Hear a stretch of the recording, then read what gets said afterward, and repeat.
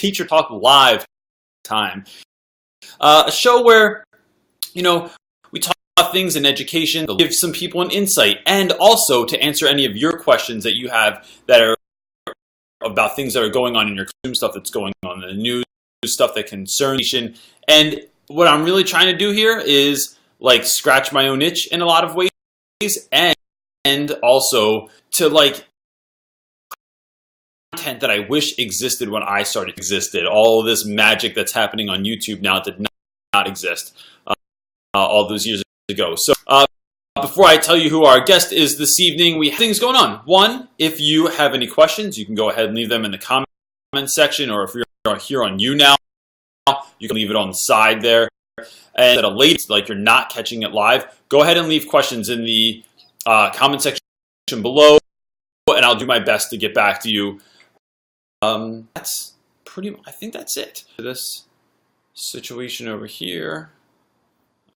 I'm waiting for my guest. As I'm waiting to what we're doing tonight, I thought we would try something a little different, right? I've had all these great guests lately that I've been teaching for years. They're amazing, they know what they're doing. They have tons of great tips and tricks. And so this evening, guest on my internet, her first year teaching, like she just started a few weeks ago teaching. Then I thought that way people like really great. Kate said I'm cutting in and out. You gotta be kidding me, man. This is like you now. Come on, dude. I just think that could be a really to get some insight and hear someone that's like on the same wavelength that they are. Let me see if I can refresh this. I'm not really kidding. Cutting in and out. You gotta be kidding me, man. This is like, I don't know if it worked what I just did, but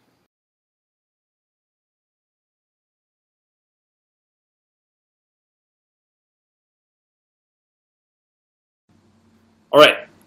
Kate, is that any better? I just refreshed it, and I just wonder if it's working any better now. That's the idea this evening, is to give folks a chance to hear someone that's maybe a little bit closer to their level of experience than the rest of us are. As I'm waiting for her to jump in here, I will say that today was like such an awesome. I tried to teach, or I taught. All right, I did it. Plot development, which is that little triangle thing you had when you were a kid in class to learn about a story flow. We did that using children's books, and they were. I'm distracted. Katie is asking me where my tank top is. To school now. There's no tank tops. It's probably under this shirt. I have no idea. But so we read.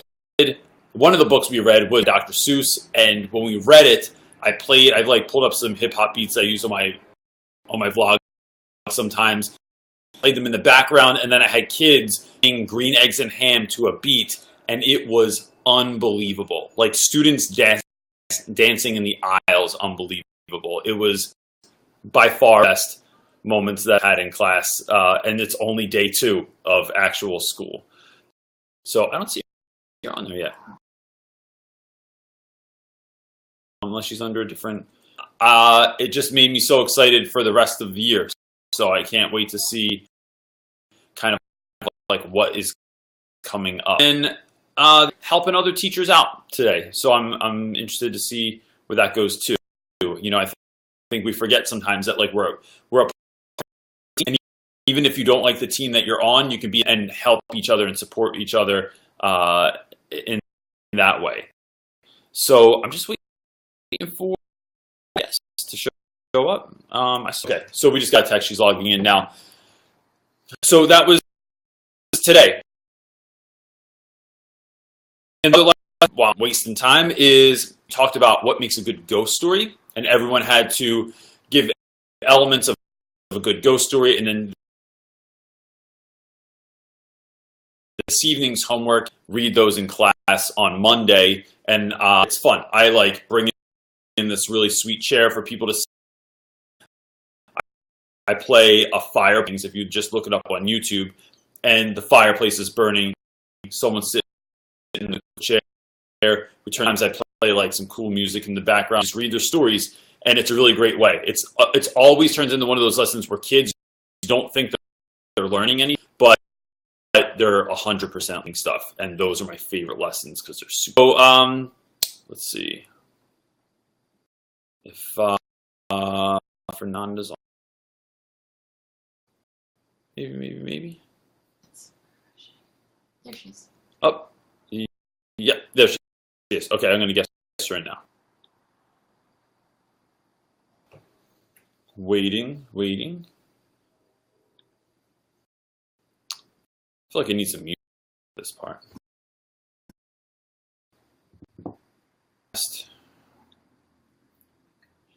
It's not going. You now still lately. Working now. Let's see. I see Amir on. Gave me that clipboard the other day. Here we go. Now it's working. Fernanda. Hi. Hi. Yeah. Cool. Thanks for being on. I really appreciate it. Oh, no problem. I was thinking about today how after yesterday was like teaching and how tired I was, and how I don't think in my first year of teaching I could have stayed up this late. I would have already been asleep. So I really appreciate you like taking the time. Awesome. No problem. So could you so you is your first year teaching. You're teaching kindergarten. Could you give us a little bit of a kind of a background of where you're coming from and how you got into this line of work? So, let's take it back to high school. Like, I had just graduated high school. I didn't really know what I wanted to do. I kind of thought I wanted to be a psychologist, but I wasn't 100% sure. So, I was at the gym one day, and I ran into a friend that had graduated the year before me, and she told me she was studying elementary education. So that just kind of clicked for me. I'm like, wait a minute.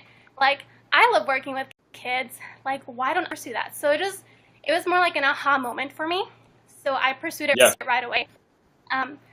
Then I started taking like education classes right off the bat. And then my second year of college, that's when I started working at an after-school program. So I worked at an after-school program, for a very small school. And it wasn't your typical after-school program where you just like watch kids. It was a very structured after-school program. So each staff member had their own classroom and kids that they were responsible for. So I was actually hired like very last minute because their kindergarten person quit the first day. So they like kind of interviewed really quick. Yeah. And I was brought on. I had never worked with gardeners. The whole time I remember thinking like, oh my God, like this is like so out of my league, but I fell in love with the grade level. So I worked with kindergarten for that first year. The next year I worked with 5th and 6th graders. And then the year after that I worked with 1st graders and also like 7th and 8th graders. So I kind of got experience working with kids through that, but also I was lucky enough to be able to get into the classroom as well during the summer because that after-school program ran summer school. So they gave me the opportunity to teach summer school by myself for my own classroom. So I taught summer school for 3 years. The first year I taught kindergarten. The second year I taught a combination class for 7th and 8th grade.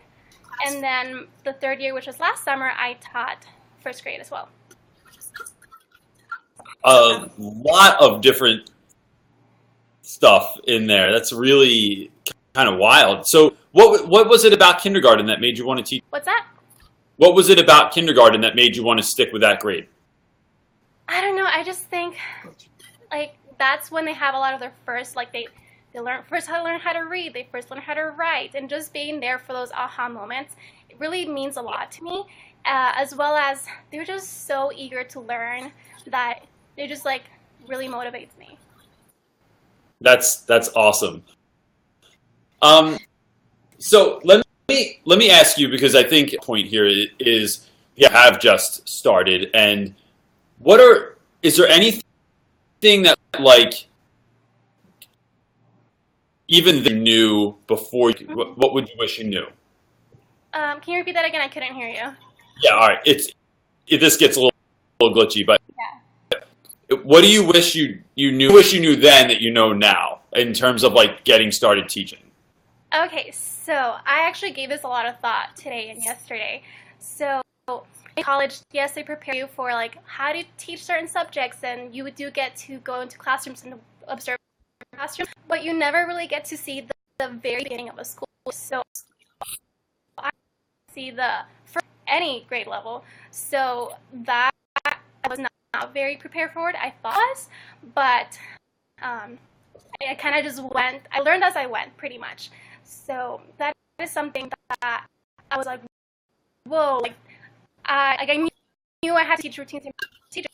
Explicit, I have to be like, this is how we line up. We get up, we push a chair, we walk with our hands behind our back, we stop right here. Just be very specific about pretty much everything. That's something that I was not really prepared for. Yeah, that's really that's funny. About like student teaching. Like, did you feel like that prepared you in a art teaching, or you would change about your experience with? I couldn't hear you. I'm so sorry. Yeah, that's fine. Do you feel like student teaching prepared you for teaching the classroom? Okay, yeah. I had a really positive student teaching experience. At first, I thought it was going to be a negative student teaching experience because I was placed in a completely different school. Like, it was not the norm. And I usually do your student teaching where you do your practicum, but I was put somewhere else. I had no idea where that was. I didn't know the teacher. But it turned out to be a very, very positive student teaching experience. I got along great with my cooperating teacher. So because we had that positive relationship, I think I was able to learn a lot. She allowed me to be as creative as I wanted in a class. She never told me like, no, you can't do that, I don't do that. She actually encouraged my creativity. So I think I learned a lot from student teaching because of that. But I mean, there's also things that you don't learn from student teaching, like for example, I don't think I ever had to write sub-plans from student teaching, but then I did yesterday, and I never had to before. So that's something that, yeah, it's completely rough. Let me at any point too, because it's been extra glitchy the last 2 weeks for some reason. Are they saying it's glitchy? All right. So, student teaching, I felt like I was allowed to do anything that I wanted, and the teacher that I taught with felt confident that he would be able to like pick up wherever I left off done, and that just was kind of terrifying, but like empowering at the same time, because when I student taught, I started teaching within, and I thought I was going to be like chilling for like a month or a couple weeks even. And it wasn't, all right, you're going to teach those first, and then I slowly took over his whole roster, and so it was finding in the beginning. But you know, the funny, I student taught 11th grade. And I still keep up with those kids now, like all these years later. I still dinner with them, or we text, and it's fun to see like these kids that I knew who are now like total adults, and it's a really experience. Is there anything you're really looking forward to this year in your first year of teaching? Honestly, I'm looking forward to everything. I am so excited every day when I go into the classroom. When I wake up in the morning, I'm like, yes, I'm going to go to work. Or when it's the weekend, I'm like, I can't wait to be Monday because I just want to be in my classroom with my kids. But I guess something that I'm excited about is just seeing when to read. That is going to be a big moment for me when they're able to read something by themselves. We're kind of getting there right now with sight words, but they're able to read sentences with the sight words that we've learned, so that's awesome. But just maybe when they actually pick up a book and they are able to read it, I'm looking forward to that so much. Yeah, that sounds fantastic. I love this. So you're doing something that I wish I could literally go back in time and do, and that is starting a YouTube like from the first days of teaching, and I don't even have pictures of my first year teaching, and I I first started teaching. So, what was like kind of motivation there to start a YouTube channel going into teaching? Well, I had a YouTube channel for about 3 years now. I used to be like a makeup and fashion YouTube channel for a while, but then I kind of lost interest in that and I stopped posting. But then when I was student teaching, I found like the teaching community on YouTube. So I started watching Michelle from Pocketful of Primary. I started watching your videos and Little Letter Classroom. So just seeing that and how like you can always go back and learn from your video, especially in my college program, we did a lot of reflecting. We reflected on everything. So I'm kind of like I don't know, it's like a second nature to me to reflect on teaching. So I figured the best way to document that would probably be through video, and that's kind of what motivated it. And then once I started doing it, I fell in love with it. So that's why I keep doing it now. That's awesome. So in terms of that, what am I thinking of? I lost my train of thought. In terms of that, like, it just, I don't know how long this content is going to be online. So even, me recording now, will my grandkids be able to see this stuff? And it would be so amazing to know that like my great grandkids or my great grandkids could see like what teaching was like in Philadelphia in the year 27 and how cool that would be. And then even for your, children or grandchildren to be able to see like, yeah, there she is, like teaching like from the first day, and it looks like. Is there anything that like you the most nervous about as you were getting into teaching? Can you repeat that again? It was kind of glitchy. Sure. So like, is there anything you're currently nervous about as the year goes on, or anything that like prior all nerves about going into teaching? So something that I was nervous about going into teaching? Is that what it is? Okay. Yeah. I was really nervous about what people would think about me, like in regards to parents or other people in the school, just because I am young. It's my first year. And like on YouTube, I constantly get comments saying like, how old are you? So just being like, just people assuming that maybe I was an effective teacher because I'm young and it's my first year. I was really worried about that. But honestly, I have not encountered that. If anything, everybody's so supportive, and parents are excited that I'm a first year teacher because I'm fresh and I'm excited about everything, so I'm going to work hard. So that was one thing that I was really nervous about. Something else that I was really nervous about was like classroom supplies. Like if maybe I didn't know if parents were going to bring in supplies or if I had to buy them all myself. But I was pleasantly surprised. We have a ton of supplies for the year, so that's something else I was worried about.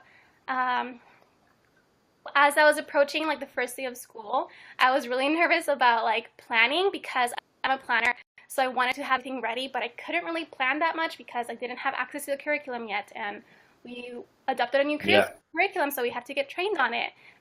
So just little things like that I was nervous about.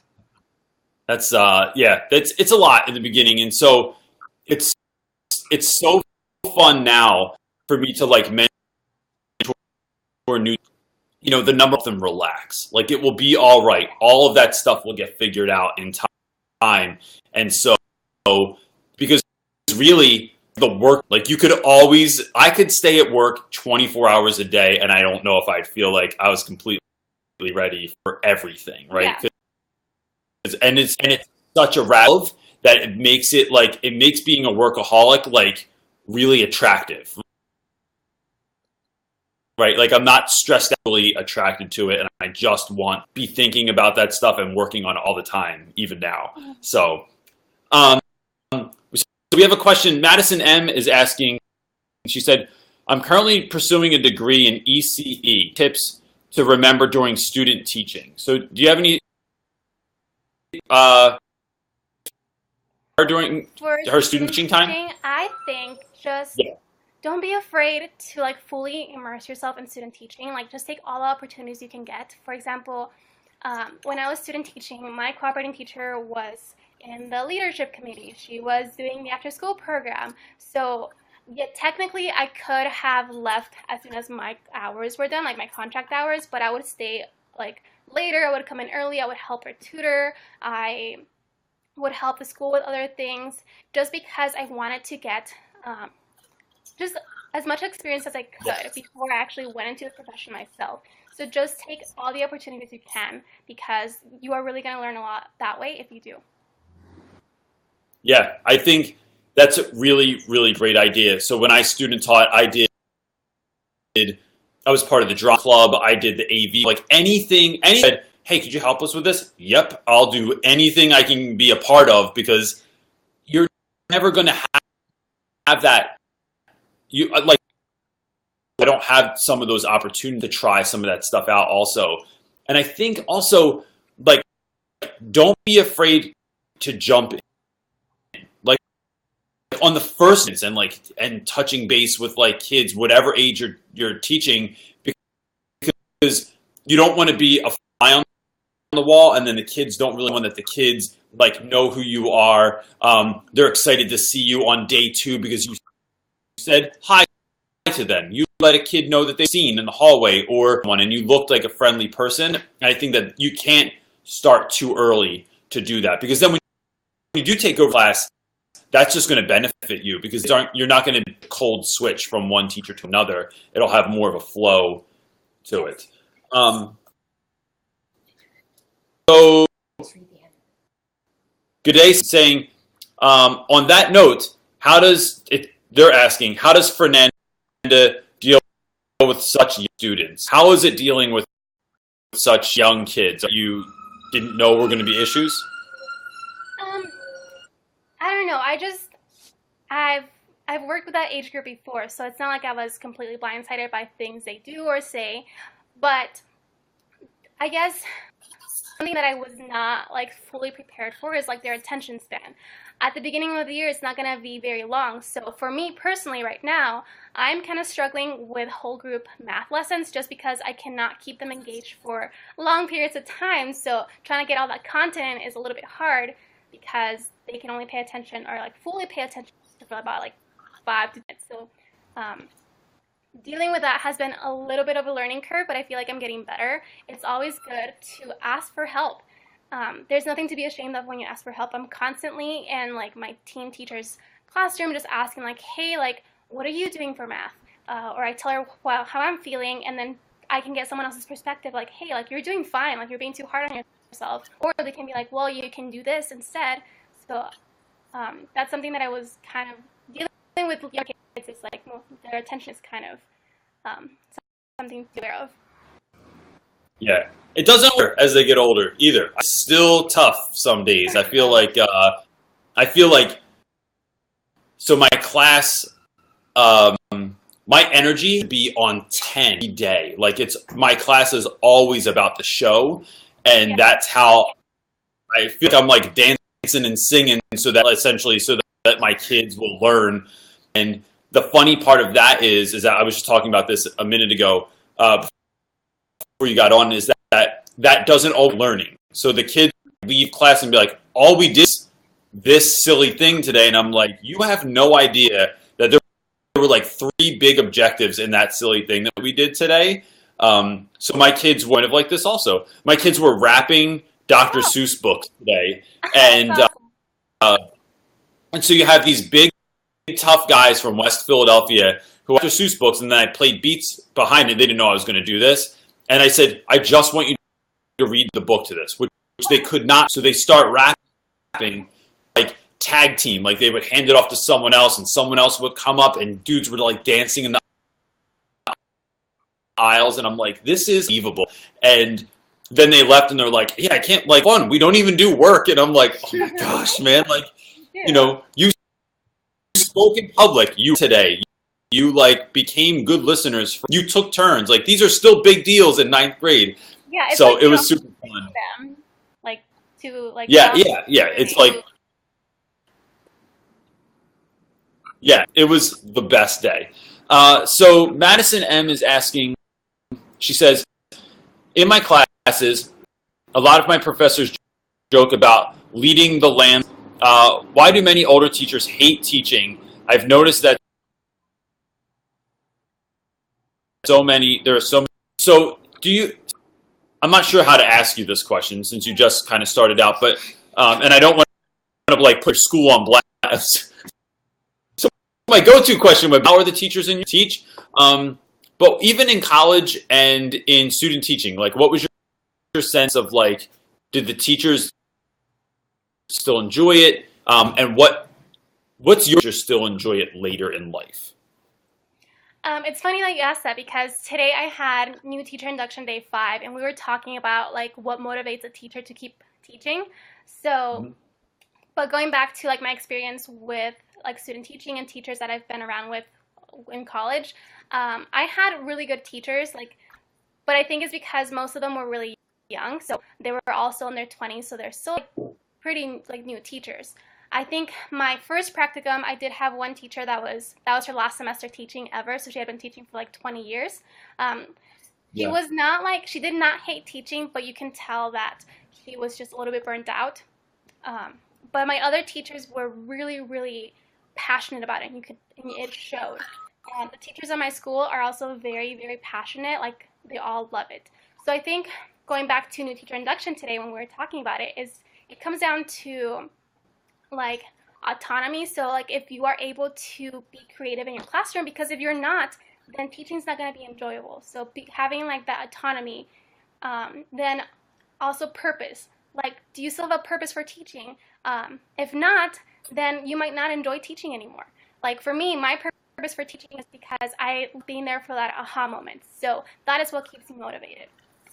And then I guess also you just kind of have to like find a balance. Like if you're not balancing your personal life with work, then, and if you're putting more importance in one or the other, then one of those, either your personal life or your professional life, is gonna like be affected negatively. So just have a purpose, make sure you have like some creative outlet in your classroom, and then just have a balance. Yeah, I think along with that idea of like having creative outlets is teach for a long time, you kind of like perfect what you're doing, right? So like you all your lesson plans have made for the last, I don't know, 15 years or something like that. Your projects are like, you get kind of like in a rhythm, but then you let that rhythm become a rut. Yeah.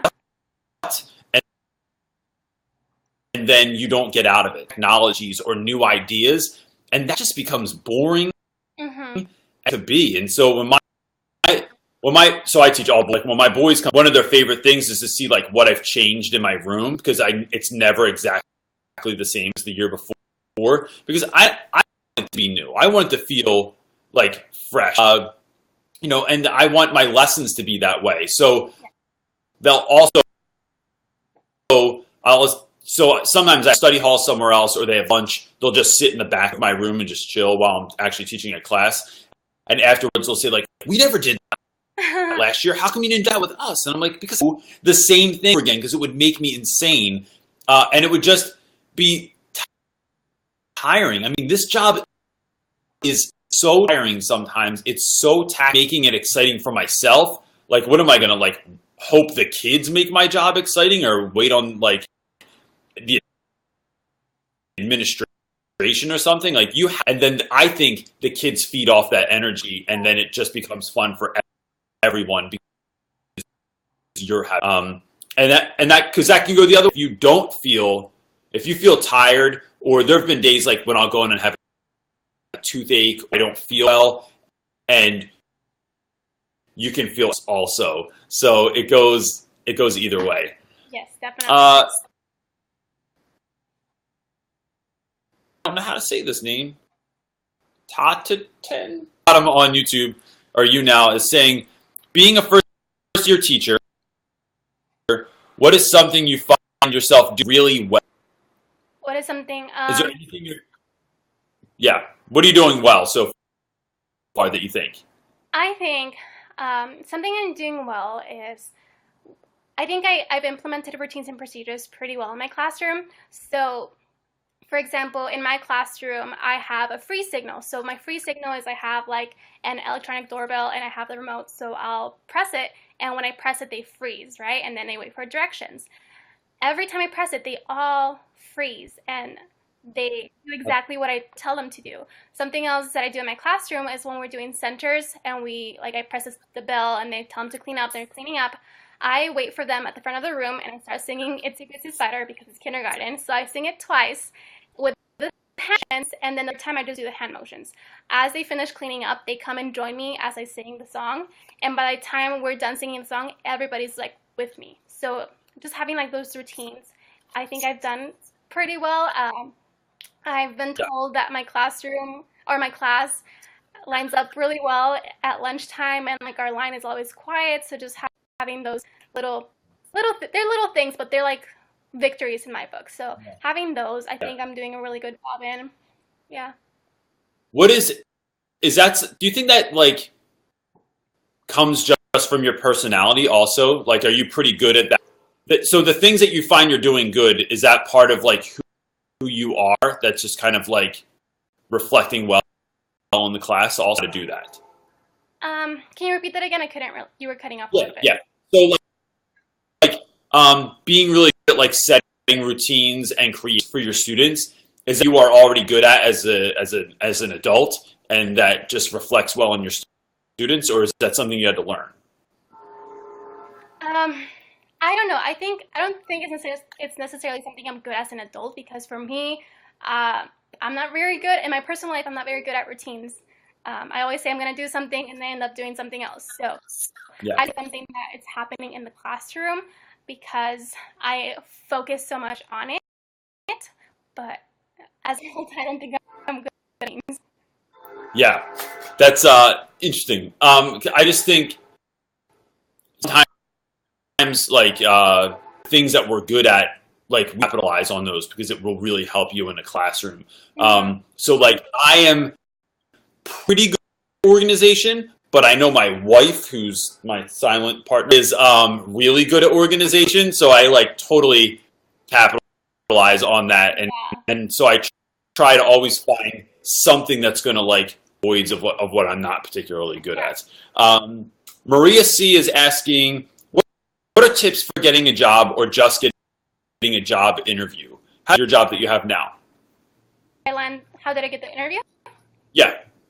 Okay, so that's a funny story because, I mean, I live in Arizona, so there's a huge teacher shortage, so it's not like getting a job here is really difficult. I know like on the East Coast it's more difficult to get a job, but for us in my education program, there was a job fair where the university organized this. So there was two parts. So the first part was just schools in the area, school districts in the area, and the second part was just schools throughout the states and other states too.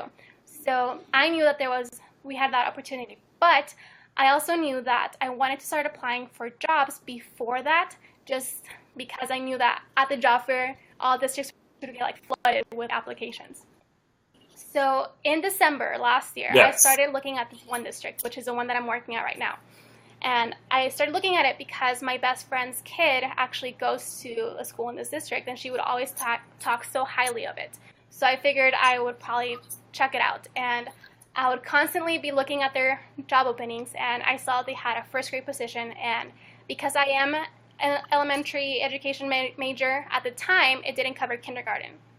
So I figured I would probably try to apply for that first grade position. My friend was kind enough to talk to the principal, and she was like, hey, I have a friend who is going to graduate in May, and she's really interested in this district. So the principal gave her card to give to me. So I emailed her right away, and I'm like, hey, my name's Fernanda. I'm going to graduate in May. I'm really interested in your school. Here's my resume. It'd be great if we could sit down and talk one day. And she emailed me back saying that they were going to have more positions open later in the month, I think later in January, I think it was going to be, and I applied for them. So I put in an application, and it was like the longest application ever, but I finished it. And then once it came around to the university job fair, I knew that school district was going to be there. So I went over to their booth, I introduced myself, and I'm like, wait, I already I already have an application. And they're like, oh, really? That's cool. Tell us your name and we'll let you know. Unfortunately, my current principal was not at that job fair, so I couldn't talk to her directly. But the HR person was, so she was able to take my name. I gave her another copy of my resume, and then the very next day is when I got a call from the school asking if I wanted to come in for an interview the very next day. So of course I said yes, and I went in for the interview. It was a very, very quick interview. It was not intimidating at all, and then I got the job offer 3 days later. That's fantastic. It's really funny that it sounds like the application process took a lot longer than the interviews did for that job. Is that what's that? It seems like the application process took a lot longer than the actual interview process. Yeah, it really was, because it had like a ton of like short answer questions and then like a ton of like other questions of like for personal information. Yeah. Like it really took me like maybe like 4 days to complete, but I'm glad I did. Yeah, I hear you. I always feel like those are tricky, even so for Maria, like the applications are real tricky because I know that like I don't look as good as I do in an interview, right? So like I work with a ton of teachers that have like masters from Harvard or from Penn State or from University of Pennsylvania, and I'm like, I went to community college for 2 years, and then I finished up at a state school. So on paper that looks one way, but I'm like, my passion for this is like through the roof. So like you know, so that was always my go-to was, can we ignore that because like you want me to be in your school? I want to be here. Also, like, if you want to. I think it's really important if you want to get a job at a certain school to just kind of like introduce yourself in person, because that way they'll put a face to the application. I feel like if I wouldn't have gone up to the booth that day, I don't think I would have gotten an interview, but I did. So I think that really made a difference. Yeah. It goes a long way. And I think when everyone's handing in applications, kind of looking to do above and beyond what everyone else is willing to do to show that like, yeah, this is really where I want to be. Like I'm excited about your school. And I think also some folks like that graduate in January, like how do you get a job mid-year is a question I get a lot. And I always say like, just go volunteer and see if you can help at an after school program, or you can volunteer to do something with the kids that's going on a weekend. It's your foot in the door and it lets people are. And so then when they're looking for a job for people, like it's always who you know. And I mean, largely at schools, it's who you know because you made a really good impression. Or if you've been volunteering for 4 months, like that's just going to look 100 times then just through or just an email that comes through with your resume on it. So I think that's my go-to advice. Yeah, and actually that since I worked for the after school program for 3 years, I was actually offered a job there too. So I was offered, I think it was going to be either a 4th or 5th grade position, but because my heart is in kindergarten, I took the other job. But I was offered that job because I had been working there for so long and I did so much that I was outside like my job description, I guess. So that just kind of made a really good impression on them. So they wanted me to be on part of their school, but I ended up going with another school. Yeah. It's hard. I mean, if you do this job, I applied for 2 jobs and I got both of them. And it was like, well, now what do I do? Yeah. Like it's a great thing in retrospect. Like it's a really great decision to have to make. Like I got to pick between 2 schools, but I mean, it meant one school I was going to have to tell them no. So I have 2 questions that kind of are the same. April Johnson is asking, how do you finding that she says I'm in the morning, but by 11 I'm falling fast and I struggle through the afternoon, and by 3 I'm gone. And then Bonnie Meckelberg said, how do you get energized? How do you stay strong with faith? And do you have a strong, or do you have a mantra? So those are great questions. How do you keep your energy up during the day? I don't know. I guess I'm constantly moving. So if I were to be sitting down the whole day, I'd get sleepy and I would not want to do anything. So I'm always moving. I'm always dancing with my kids. I'm always singing. I'm always just constantly doing stuff. I personally do not drink coffee. I don't like the taste of coffee, so I'm not going to say like, oh, I drink coffee. That's not. I think I'm just naturally an energetic person. When it comes to teaching, though, I feel like I'm a different person when it comes to teaching than what I am like with my friends. My boyfriend says this all the time because I'll tell him like, oh yeah, like we were doing this really goofy dance in the classroom. He's like, you were doing a goofy dance? I'm like, yes, I was. Like, I'm different in the classroom. Like my energy level is so much different in the classroom than what it is like in other social situations. But I think it's just because I truly, truly love it so much that even if I'm tired, I'll still be energetic. But my mornings are really, really good. My afternoons is when they're a little bit like harder, not because I'm tired, but it's because my kids are tired. So it's trying to get their energy up. What's hard, and it's more tiring as well. But I think it's definitely worth trying new things. When we're around the room, we're never in the same spot for more than 15 minutes because then that's when energy levels are going down. So yeah. So I think before I started teaching, right? So like I had 2 remedial classes where my students were from all over the world my first year that I taught, and I from China, from I think it was Ghana, and so they were very sheepish and very shy. I had to have high energy in order. So I started drinking coffee, and now I still drink coffee. But I think 2 things. I do drink a second cup of coffee in the afternoon, but folks I know drink coffee all day long, and I just think that that's like a path that I don't want to go down. I really think, and I think your would play into this also. Like silliness equals energy. yes. For me, if I'm getting tired, I'll do something. So, do you guys do Go Noodle in your classroom? Yes, we do it all the time, and there's times where I'll do it with them too, and they love it. So we don't call it noodle. We call it, oh, we're gonna feed our monster because like the monster gets big. So I absolutely love it. So my first grade last year. So my daughter was in first grade last year. She told me about it, and then I did it with my 9th one day. They would do. Loved it. Completely loved it.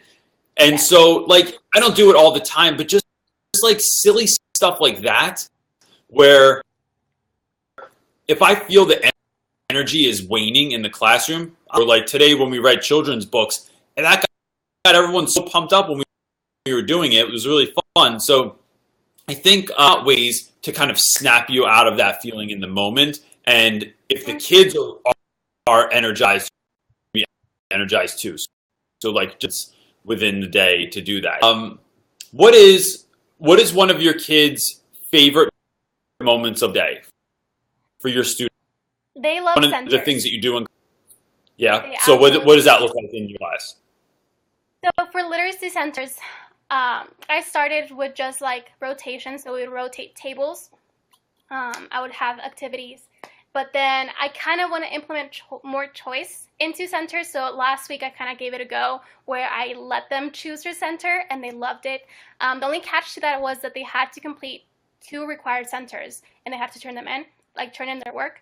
And that went really well, but I'm taking a step back on that just because I want to like think it through more so I can have a little bit more structure but still have choice. So, but they love centers. Right now we're back to rotations, but I will let them do free choice centers on Friday. So what it looks like right now is I have 1 center on the Promethean board. I bought this one activity off of Teachers Be Teachers. I don't remember what it's called, but essentially it's like a big key on the Promethean board. A key has a letter, and on top it has like our sight words. You can put anything you want, but I have our sight words, and they'll spell it out. But every time they touch a letter, a silly sound comes on. It can be a siren or like a sound, and they love it because they never know what sound they're gonna get, but they're still practicing. So that's one of my centers. I also have Play-Doh. So in my latest vlog, I talked about how I was making these Play-Doh mats where I have the sight word and they build it with Play-Doh, then they trace it with a marker and they do it on their own. So they love that one too. I have another center where I use like really big giant inflatable dice from Target that I got a few months back. So they'll roll it, they count like what they landed on, and they have to match what their recording sheet has. So right now we have letters. We have that. And then our last center that we're doing this week is like a spinner. So like it's a spinner and it tells you what you're going to write with. So you're either going to write with a marker, a smelly crayon, a highlighter, or a pencil. And then we're practicing our sight words with that. So just kind of having little fun things. Like the smelly markers, they absolutely love it. Oh, and we also have Write the Room. So for Write the Room, I post like arts for the week around the room. But they wear like some like fake nerd glasses to help them see better. So just adding those like little fun, like novelty items just really like enhances my centers, I think, because every time I say it's time for centers, everybody's like, yay, centers! So that's what my literacy centers look like right now. That's awesome. That's fantastic. And then after every rotation for our center, we clean up. We meet at the carpet, and then I ask them like, tell me in your heart how you think you did. So they'll reflect on how they did in that rotation. So they'll tell me like, okay, I did really good, and they'll put it by, or like they go like sideways thumbs, like if they could have done better but they didn't do bad, and a thumbs down if they weren't doing what they're supposed to. And I don't correct them if I think otherwise, but if they're being honest and they tell me Sandoval, then I'll praise them like, thank you so much for being honest. That takes a lot of courage to admit how you were doing. So, but most of my kids are honest when it comes to like reflecting and like seeing how they did. Yeah, that's really, that reflection piece is wonderful. I think that sounds fantastic because it's giving kids like look at themselves and receive a grade from a teacher or praise from a teacher, but like, how do I think that I did? And that's big. Mountain Gal Maker is asking, what degree do you have to teach kindergarten? So what degree do you have to teach what you're teaching? Okay, so when I graduated here in Arizona, I graduated with an elementary education degree, so that covered, back in May, it covered 1st grade through 8th grade. It did not cover kindergarten. So what I had to do to teach kindergarten is I had to become highly qualified. And to become highly qualified is I had to take the subject knowledge test for early childhood education. So I signed up for it, I paid for the study guide, and I studied, and then I took the test. However, in August, it was decided by the state that you no longer need an early childhood endorsement or you don't have to be highly qualified. My degree now covers kinder through 8th grade. So essentially I paid like the $200 for nothing. Yeah. Oh my gosh. That is,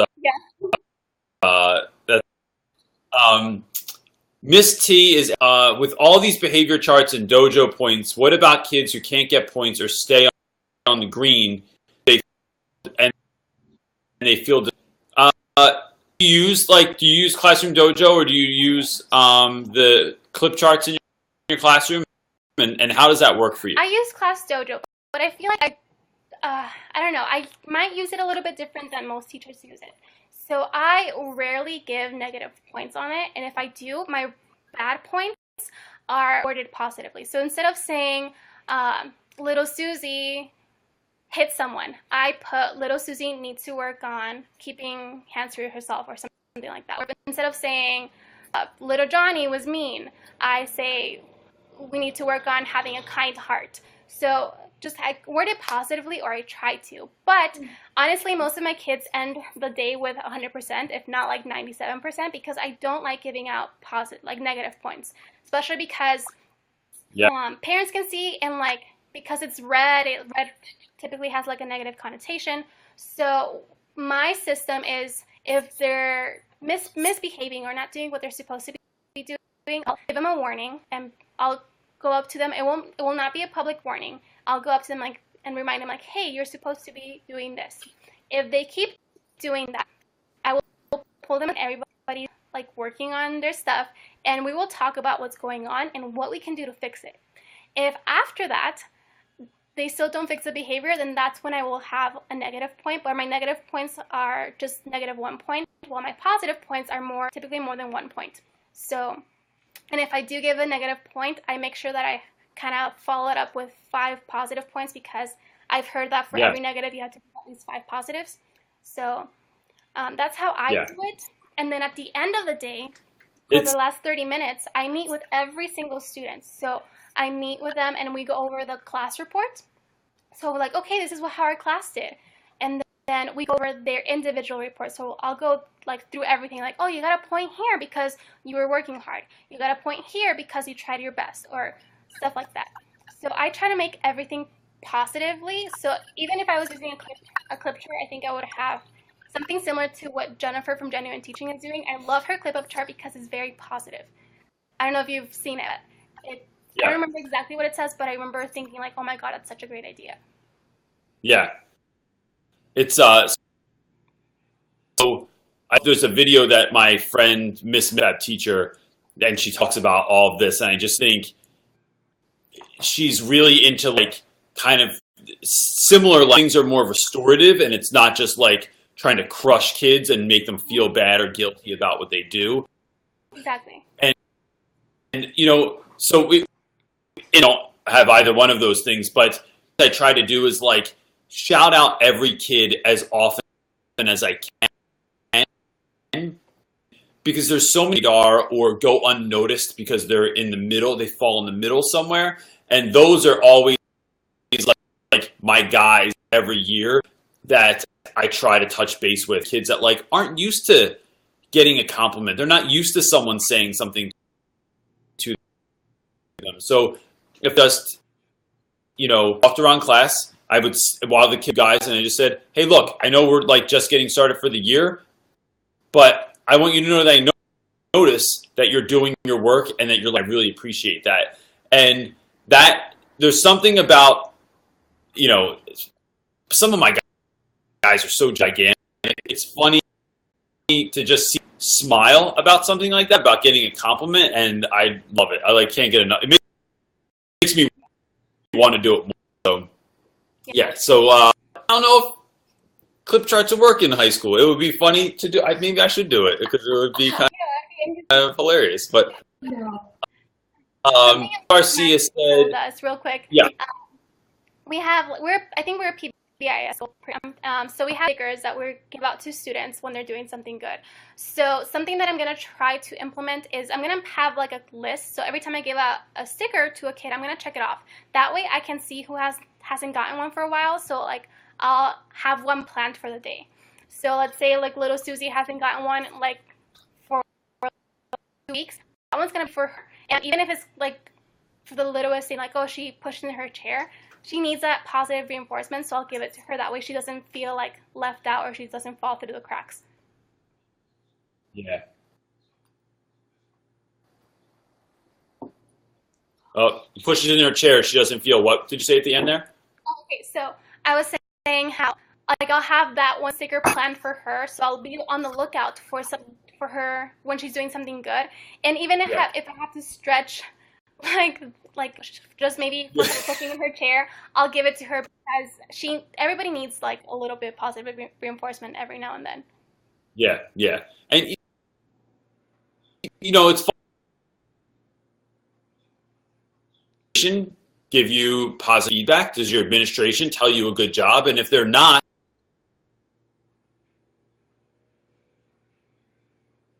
like just think of what the children are. That's a really good reason to kind of do that as well. Someone's asking, how many kids do you have in your class, and do you have like a parent with you? I'm sorry, I couldn't hear you. What did you say? Yeah. So, that's what it is. So, how do you do anything to get parents involved in their children's learning? Is there any kind of connection in your class with parents? Okay, so for my homework, I do a sight word menu. Right now, we're not really doing math for homework, but Sight-word menus having just different activities that a kid would do with their parents, but they don't take that much time. So like spell your sight word for your mom or dad or your grown-up. So that's one way Yeah. that we get parents involved with their learning. We also welcome students into the, I mean, not students, parents into the classroom to volunteer. So I actually have a few parents that want to volunteer already. So I'm going to be having a volunteer meeting this Friday. So allowing them to come into the classroom and just help out with their, like, with everything in the class, really. So that is another way. I know that not everybody has like high parent involvement in schools, but luckily I do. So I don't really have to do much to have parents involved. So yeah.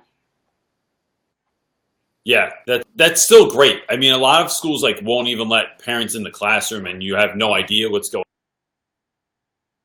on in My there. school. How many kids do you have in your class? Do you have an What's that? assistant? You said how many kids? Someone's at the same question. Same person is asking. How many students do you have in your class in there? I have. So how many kids I have in my classroom?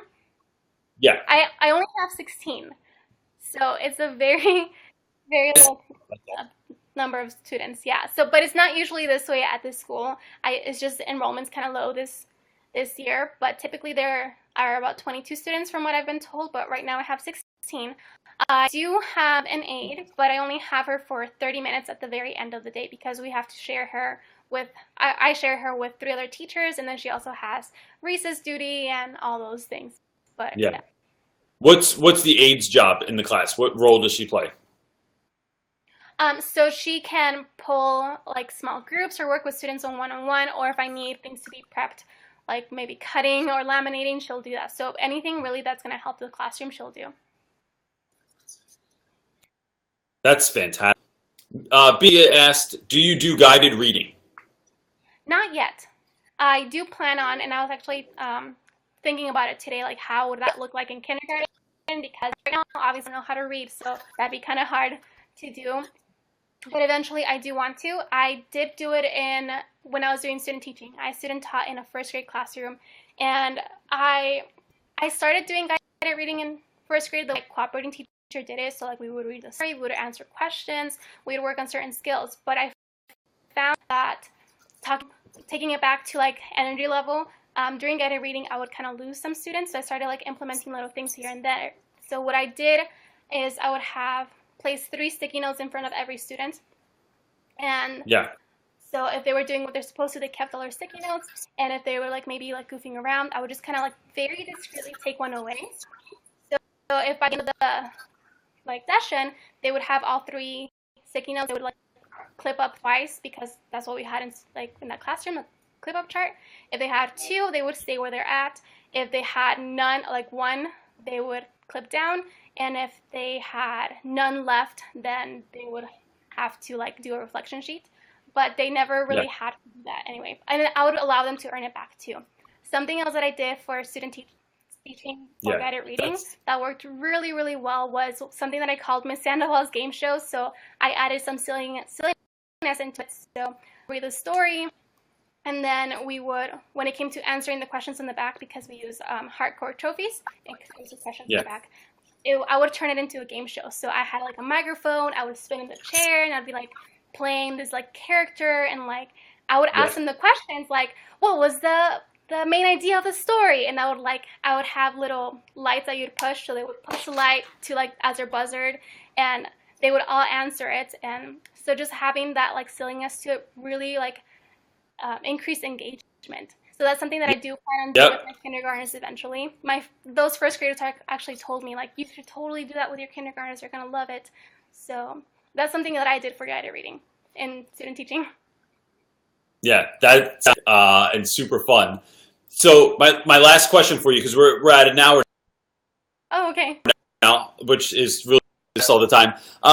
What is something that was really great that happened so far this year? So like maybe something someone said, or something that would surprise you that was really wonderful.